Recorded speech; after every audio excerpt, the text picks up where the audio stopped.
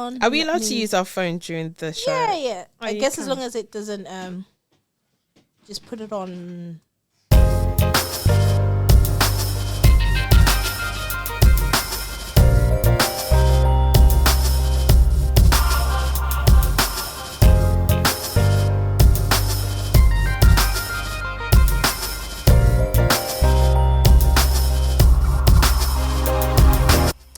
Hi Judith.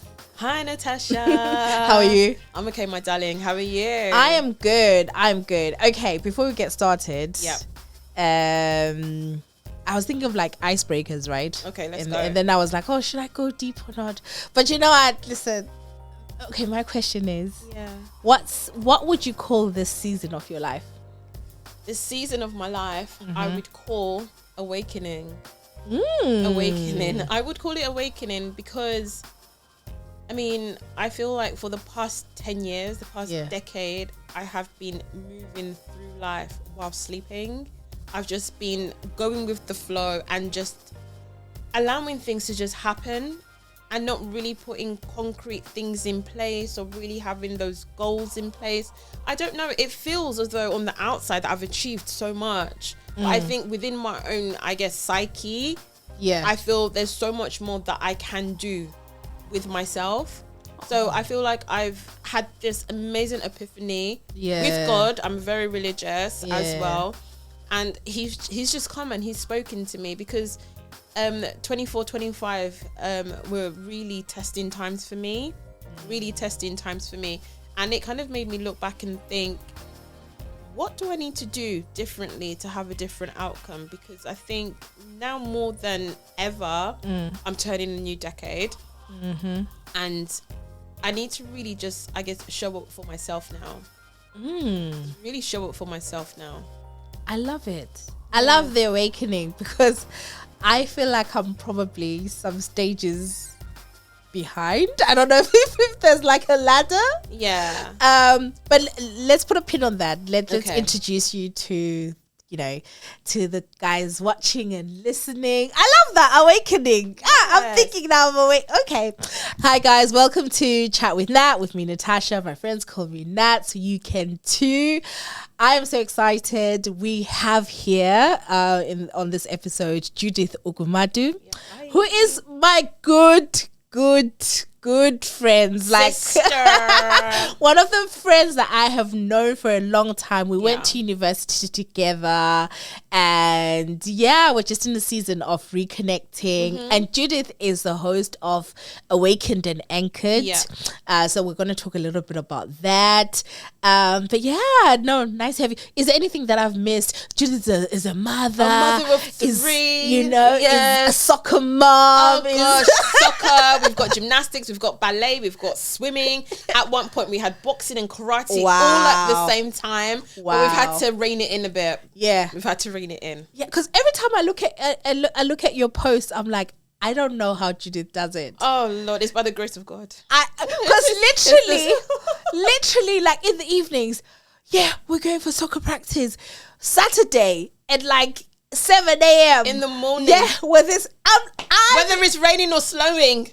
I am tired watching this. Oh Lord, you're tired watching. I'm tired watching this because I tell you what, I started taking Nala to ballet. Yeah, toddler ballet. It's not really.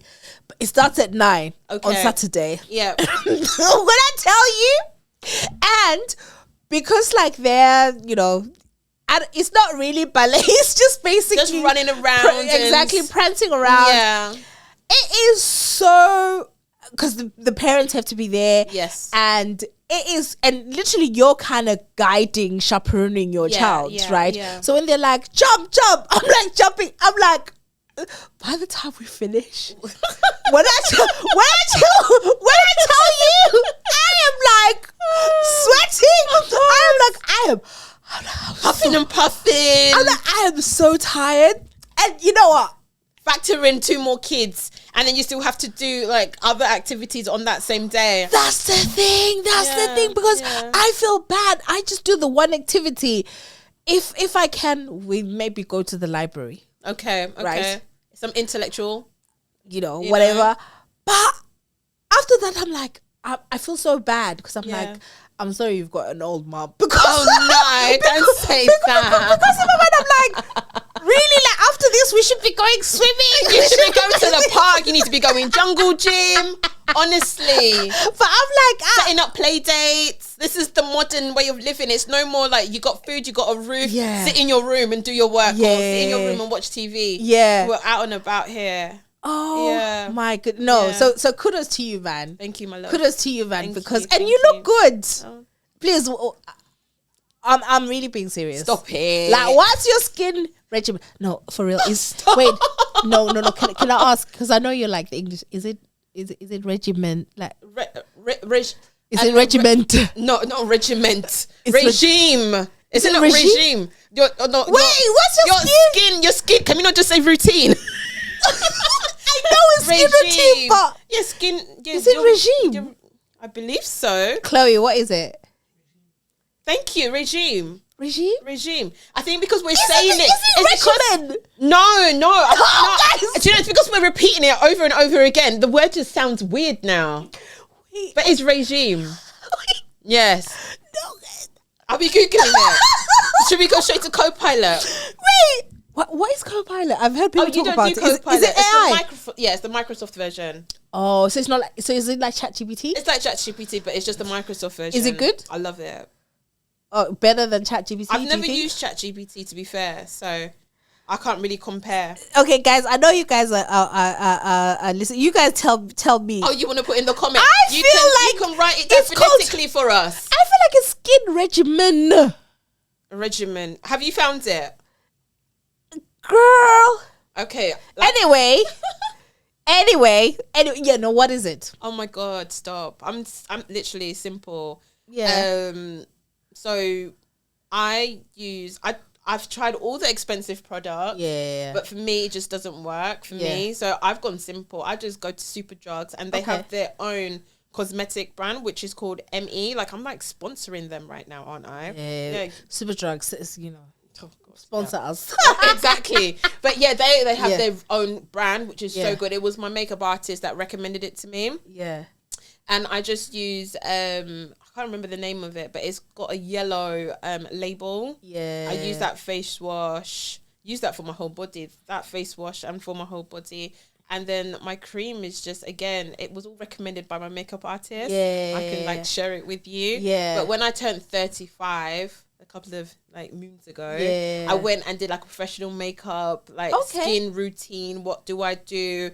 And where did you go to do that? Oh, the makeup artist. Okay. It's just the makeup artist that I know. Yeah. And she just recommended all of these products and I've been using that since. Yeah. Then. And No, you're looking good. Bless you, thank you. You're looking good. I am tired. I know you're always at the gym and I try. Nah, man, you're looking good. You're looking good. You're making me blush. 2026, girl. 2026 is our year. Our year to shine. Our year to prosper. Yeah, because you mentioned you're entering into a new decade. How do you feel about that? My new decade has to be different. I need to see but you've new still results. got months, right? Because November. I still have months to go. Still until the end of the year, exactly. Yeah. So we need to get through summer, and then autumn, and then. So okay, turning 40. Do you feel? What's your feeling about? Are you nervous? Are you? I'm not nervous about turning 40. Yeah. I think 40 for me really means having the things that I want. Okay. And attaining them. Yeah. And the main thing for me turning 40 is to have peace of mind. Yeah. That's literally all I want. I think I've got not everything that I want, but I don't want for much. Yeah. I don't want for much. Yeah. For me, really, it's just about having peace of mind. Yeah. And just moving through life in a way where I'm fully awake and fully immersed in all the different sensories and really enjoying life, being awake to enjoy life, not just going with the flow because I'm married, because I've got kids, because I've got a job. I want to enjoy the next chapter of my life and really be. Do you understand what I'm saying? Yeah. I don't want it to just be like, oh yeah, you went on holiday, yeah, it looked amazing, but you didn't really feel it. Do you understand? Yeah, I want to be awake. What does that look and feel like? I feel like for me, because so if we're going back to my platform, the first episode was titled 10 years. 10 years to wake. Okay. So 10 years to wake is basically me looking at the fact that I was in pain. Okay. I was in pain, really. I was in pain because a lot of things transpired, whether it was at work, whether it was at home, whether it was with friendships. But I needed to really understand why I was allowing these things to happen over and over and over and over again. Yeah. And I think one of the things that really helped me was silence.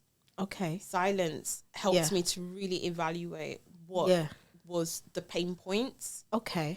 And I think my motto is we rise, we build, and we lead. And I live by that now because sometimes you need to be in a state of mind, and also I guess in your environment you need to be at ground zero to really appreciate where you've come from, to build yourself back up again.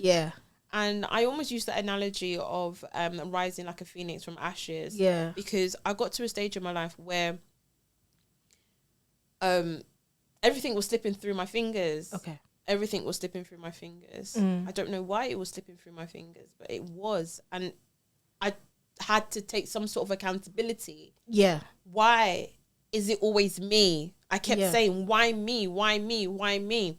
But then, as I was mentioning before, I love God, and I sit down, I speak to him. And it got to the point where I needed to rest. Physically, I was so restless, but I needed to rest. And I slept for about 2 days. And then I had an encounter with God, and he said to me, no, and then someone said to me within that dream, you need therapy. And I said, no, I don't need therapy. I need to talk. I just need God. And then I woke up and then I just went to my laptop and I just started writing until I got my first episode of Awakening Anchored. And I think for me, really, my aim is really to hone in on women that are dealing with so much in silence, because a lot of us are going through a lot and we're not verbalizing it. We're not verbalizing it because it's either we're uncomfortable to talk about it or because we don't have the community. We probably have the wrong friendship groups, because another thing that I learned as well is, and I know we're reconnecting and that's amazing, but not everybody deserves access to you. Not everybody deserves access to you, because they can, some people can either, they can make you or they can break you. And you need to be able to see between the lines. And I think that's part of, again, sleeping, by just allowing everyone into your circle, so to speak. You know, so sometimes you just need to be on your own. You need to be silent to really understand what is happening in your life and where you want to go, especially if you're coming from trauma. Especially if you're coming from trauma, and a lot of us are coming from trauma. But we don't know who to talk to. Because people are so judgmental. I mean, there's one comment that I could say, but people think that on the outside, you know, you look a certain way. You're doing absolutely amazing. You've got this perfect life, the kids, the husband, the car, everything. But then if people stopped to just sit and listen, or just even just to reach out, then they will know that, you know, you're going through the motions. And I think I realized that I can't go through the motions anymore. I can't go into 40 and just be living life for the sake of living life. I refuse to. And for me, if that means setting up those boundaries where I should have done, but now we're here, so now I know I need to set those boundaries up, then I do it now. Like the access, rebuilding, you know, not being silent anymore. Because I think for me, I really want people to understand that mental health is serious in our community. And I think I suffered from it quite significantly, but I didn't have anywhere to go. Okay. I didn't have anywhere to go. And again, as we grow, our lives change, friendships change. People don't know what to say. People don't know how to approach you. So I said, let me set up this platform that can be a sisterly kind of hand. You know, I'm not preaching to anyone. I'm speaking from my own experience. Speaking from my own experience and talking about how, because I'm not fully awake. I'm awakening. Okay. You know? So every single day is a new day, and we're moving from point 1 to point 2 to point 3. And as we do that, we're learning and we're getting stronger and we're getting more confident, you know? So it's about really having this space for people to just, or for Black women especially, to just understand that you're not alone. We don't need to be living our lives off our ancestors or our parents from yesteryear, because they were taught to just keep quiet and just keep going. It doesn't matter what you're going through. You're a woman, you're Black, you just have to keep going. But we're allowed to talk. No, I love that. But I want to rewind a little bit, right? So you talked about the first episode that you did, which is really, really powerful, right? But so I want to rewind to 10 years ago. Right? Because you talk about rebuilding, being silent to the extent that you can, right? You don't need to talk about anything that, you know, you don't want to share publicly. Like, what was pulled down, right? What is it that you are rebuilding, right? Because I think a lot of people, I think this is such a weird phase of our lives, right? People are like, everyone's going through something, right? And it's kind of like, so what is it takes? And you talked about like pain points. So what was it? And obviously during that time, that's when like you entered motherhood and whatever. So so what is that? Self. Okay. It's self. It's really, I think for me, I went from being a child. Okay. Then I went straight into marriage. Okay. I never had that space where I was Judith, where I learned who I was before I went into the next phase of my life. How old were you when you got married? I was 28, but I stayed at home for quite a while. I know that might seem old. Oh, no, it's not. Yeah. But I stayed at home until I was 28, and I never lived on my own. Never had that university campus experience. I went straight from that home, my parents' home, straight into my husband's home. And then it was straight, you know, being a wife, being a mother, because we had our first son quite early as well into the marriage. So it was just, the old Judith just had to go straight away without even knowing who the old Judith was and knowing who Judith was within the new environment.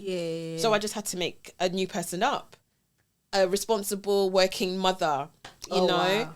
And you kind of just go through that just day by day. You wake up, you go to work, you come home, you cook, you look after the kid or the kids, and then you go back to sleep and you do it again.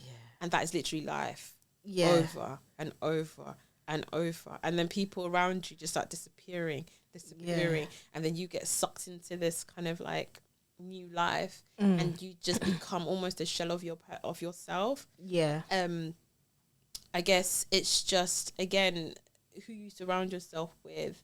Because if you're not a confident person by default, you listen to what other people are saying about you, which can be very detrimental. So was there aspects of that, because you talked about like mental health, right? I guess not having good mental health.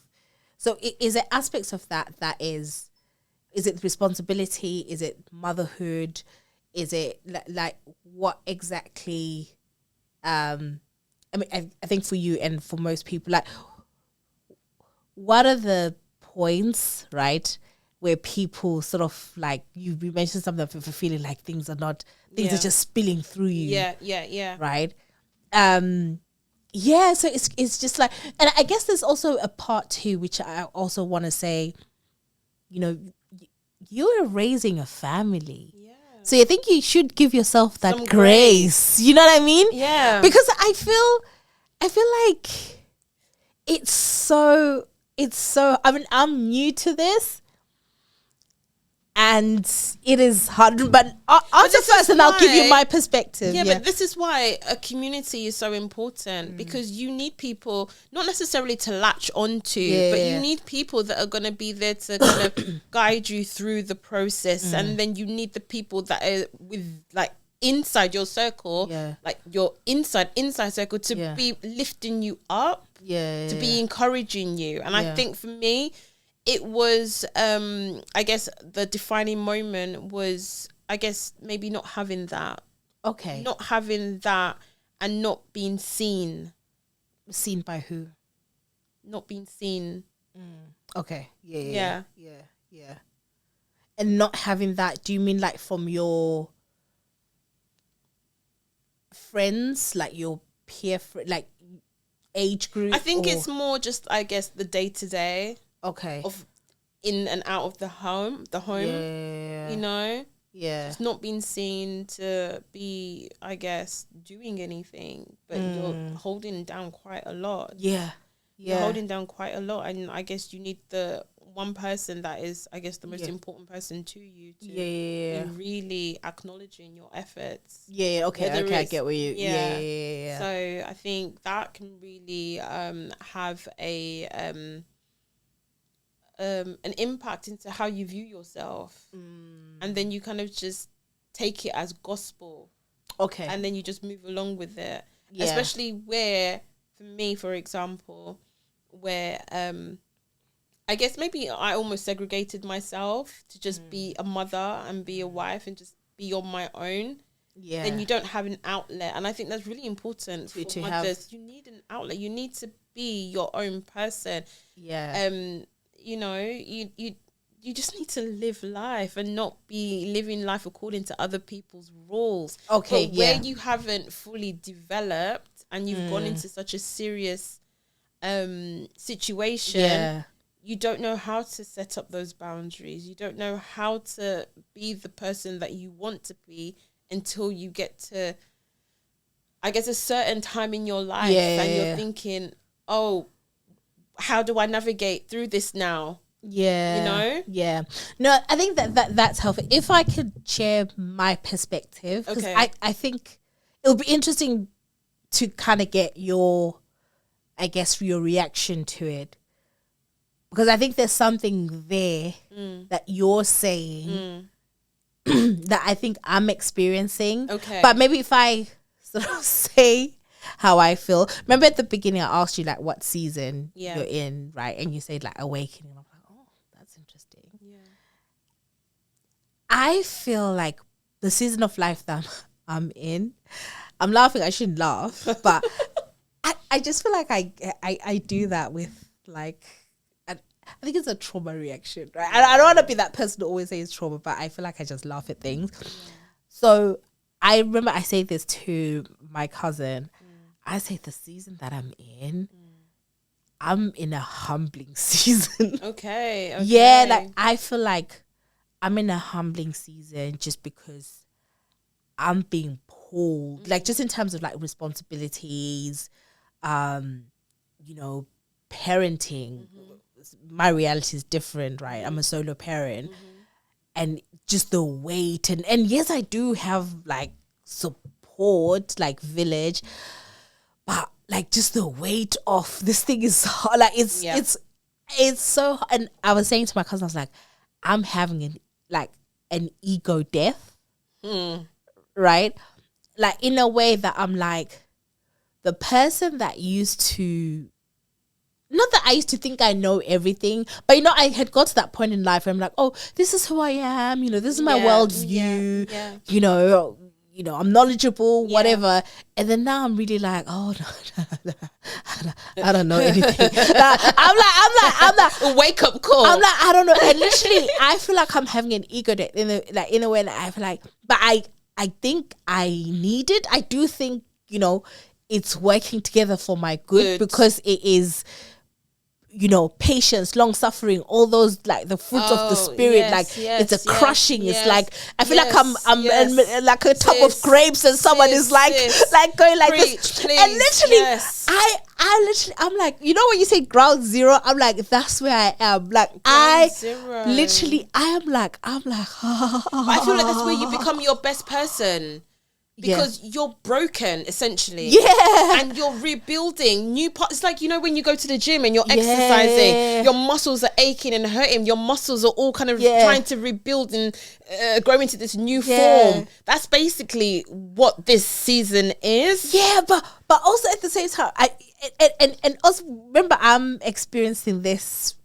How old was I when I was 38? Yeah. Right. But obviously you were much younger. Yeah. Right.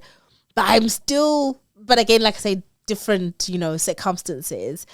But I'm like, this thing is hard. And there is a part of me, which may sound weird. I'm working on it. Guys, 2026, I'm working it.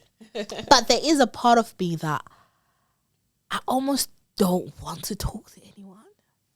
Does that make sense? Yeah, but you don't have to. If you're ready, though, if you want to. Oh, not even about talking, but I'm just so... By the time I wake up early, do nursery run, work, and when you work full-time, you have to... when you're in type of jobs where you work as if you're not a parent, like you have to show up as if you're not a parent, right?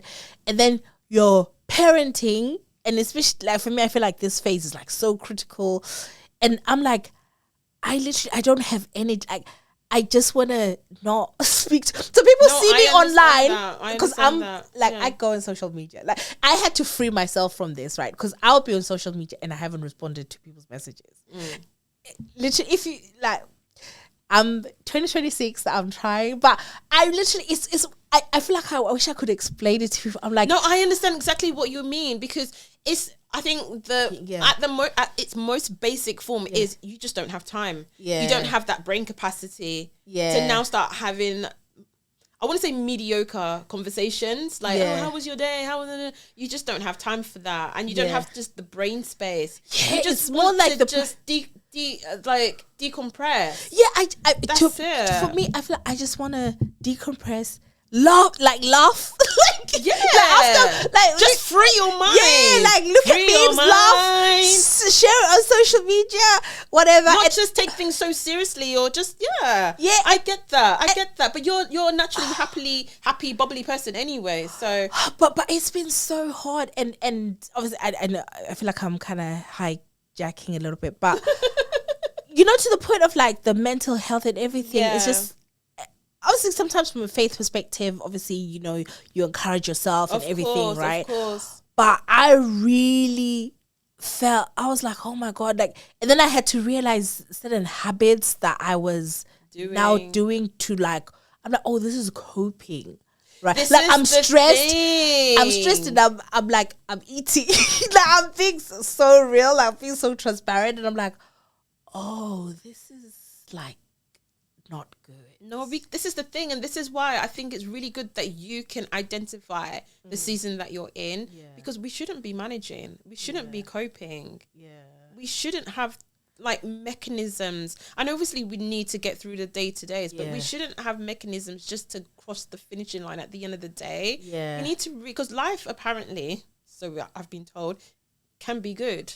Life is amazing. Life is good. Life is good. Was it Future saying life is good? Life is good, But we need to really tune into whatever stage of our lives that we're in to really bear the fruits of wherever we're going, So I think if you're tired and you don't want to speak to anyone, that's fine. It's fine, but then... I think on the other hand, it can then be, you're not nurturing into your village, right? Okay, you're not nurturing into your friendships. No, because they should understand where you're coming from. They should understand where you're coming from. It can't always be on you to carry the weight of making them feel at ease that, oh my gosh, I don't want to talk today. I need to let them know that I haven't spoken to people in years. Like, I haven't responded to, like, that's that. Like, I know it's, I don't know if I'm making sense. Like, I feel like it's one of those, from what you're saying, I think we just need to understand the seasons of life that we're in. We do. And the people that are around us as well need to understand what season you're going through, so then no one is offended. That's basically it. Oh, Natasha's busy, Judith is busy, let's leave her be for a couple of days or however long, you know. But then we still have those touching moments. Hey, just thinking of you, sis. And that's it. If you don't respond, then I know, okay, she's busy, she's got stuff that she's doing. Or even like for me, it takes me sometimes days to reply. It takes me 2-3 days to reply back. Before I used to be so gun-ho, oh my god, someone's messaged me, I need to message them straight away. But I'm just like, no, I need to focus on me. I need to put me first. I know. I gotta put me first. What was that? I don't know. There's a film or something. Okay, so and then so how do we get to you doing Awakened and Anchored? So you said, like, you kind of got that epiphany, right? So what's your vision, and what are you doing with the platform? My vision is really to understand, I guess, how women are coping. And how they can find new ways to live their life to their fullest. And so I think the first stage that I'm at right now is the foundation stage. And the foundation stage is really just understanding. And then once we get to the understanding, which is the kind of rebuilding stage, then we can start to rise. And then once we rise, because I'm a very kind of statistics heavy as well on my platform. And I'm very, I guess, journalism led as well. Because I'm very factual. It's not just, because you've got all these empowerment platforms as well, which is fantastic. But I think my one is just really speaking from what is actually out there. What are women facing, and how can we actually invoke change, even if it's just a small mustard seed? Is there like an example, or just in terms of, I don't know, one thing that you're exploring, or in terms of like what people can do? Because someone may be listening right now and is like, oh my god, I totally relate to what you guys are saying. And I think for me right now is I would like to start doing events. So just small events, just for women to just have a small circle and just talk. Just talk about what's on their mind. Talk about how we can even grow to invoke change within the community. Or we could even, you never know, the sky's the limit, even legislation wise. So I think for me right now, it's really just trying to build engagement with women that really understand what my mission is. And then from there, trying to create a community, the community that so many of us actually need. So whether it's an offline community where we can meet in public, or where we're online and we're doing coffee breaks, where we just sit and we just have a little chinwag, and just really, just like you said, give ourselves some grace. Give ourselves some grace, because a lot of us are probably rebuilding over and over and over again, and they don't know how to get out of it. But there's so many things that you can just feed yourself with. And it starts from you loving yourself. Because you can't be asleep for 10 years and say that you love yourself. That's not normal. That's not normal. But give yourself grace, man. Give myself grace. I think, 10 years.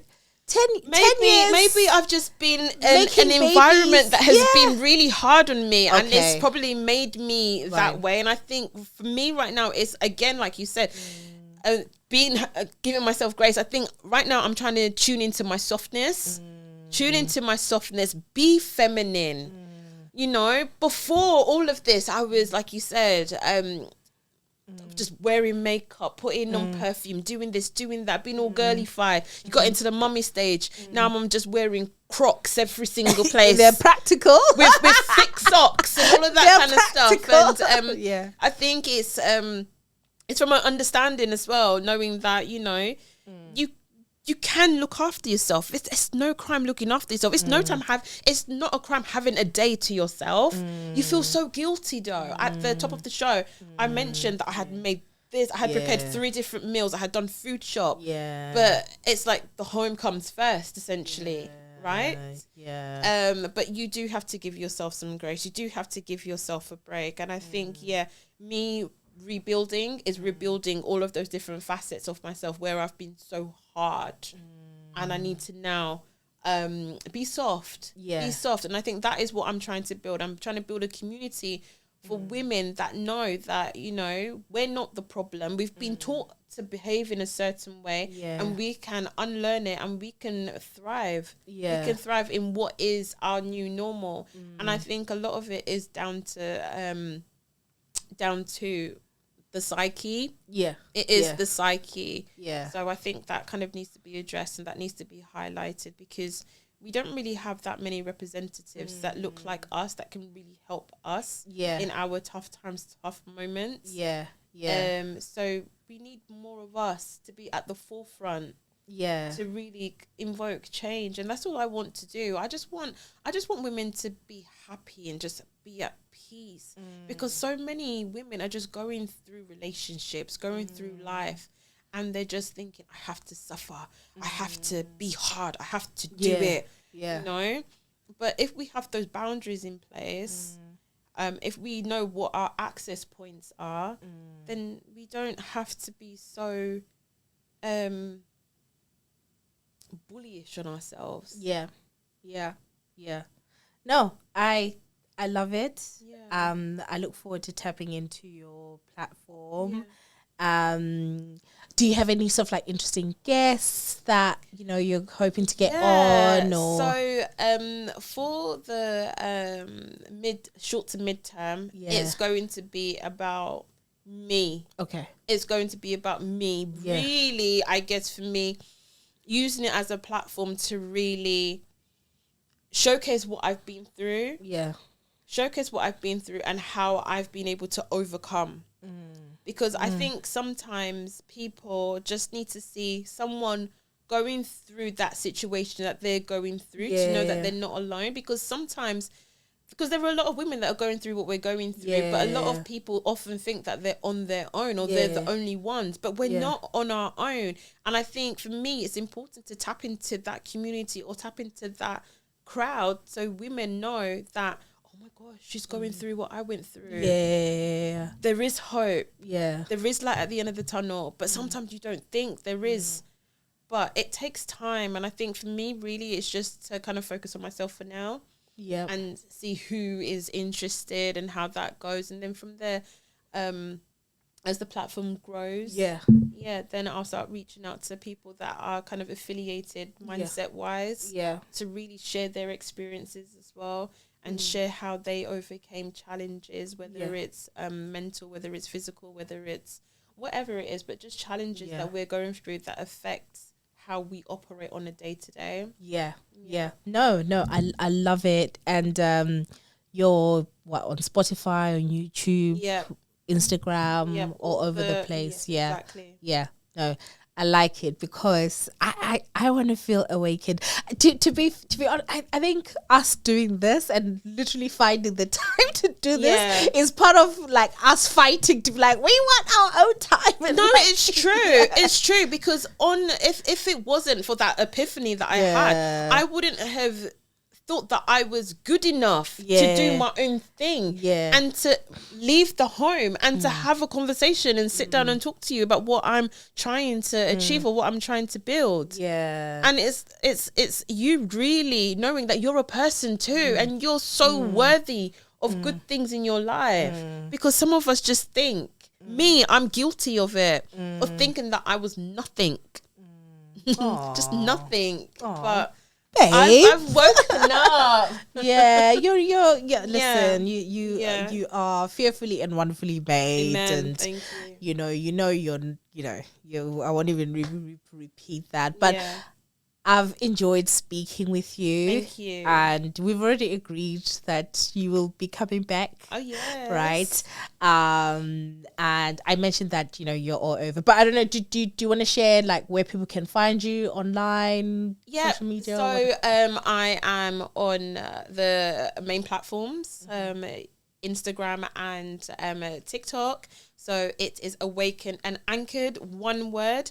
And also, if we talk about something else, so from Awaken and Anchored, a kind of legacy for my children was born, which is called Joy Threads Kids. Okay. Yeah. And that is basically, I guess, a merchandise platform. But essentially, it's a platform for myself and my children where we share business ideas, business skills. It's really for them to understand financial literacy, teamwork, and concentration as well. So it's a bracelet business designed for kids. Designed by kids for kids. So they do all the design, and then I help them to create the bracelets. But really, again, that's just a legacy that I'm trying to build. Because it doesn't need to stop from us. Once we have ourselves, I guess, set up, we understand who we are, because I think that's what's important. You can't be asleep for 10 years and not know who you are, because you won't know who you are when you're sleeping. But once you're awakening, you know who you are, and you know what you can do, what you can achieve. So I think for me, it's really to build legacy for myself and for women, but then also for my children as well, to know that they are worthy as well. And whatever they put their hands to, they can achieve. I love it. I love it. I wish we had more time, but absolutely love it. Thank you so much for sharing your heart. You see, you got me to therapy mode. Oh, God. I was now here. It's needed. I was now here confessing to my self-diagnosis. Oh, God. I may edit it out. We'll see. But no, Judith, thank you so much, guys. Judith will be back. Yes. And, we'll but no, absolutely love it. Thank you so much. And guys, thank you for watching Chat with Nat. Make sure you do the things like subscribe, rate it 5 stars and all that stuff. Bye guys. Bye.